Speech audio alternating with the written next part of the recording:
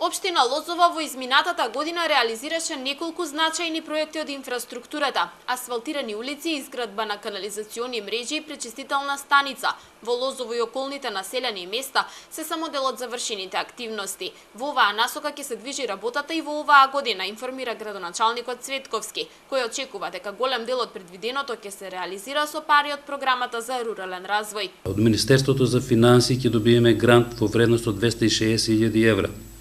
Овие средства планираме да ги инвестираме во инфраструктура и тоа: асфалтирање на улици во населените места и изградба на канализација во Милино, Сарамзалино и Очематово. Поправка на еден дел од патот Лозово-Милино со асфалтирање. За овој проект од Светска банка добивме 59.000 евра. Изградба на училишна спортска сала во Лозово од страна на Министерството за образование. Отварање на бензинска пумпа во село Лозово.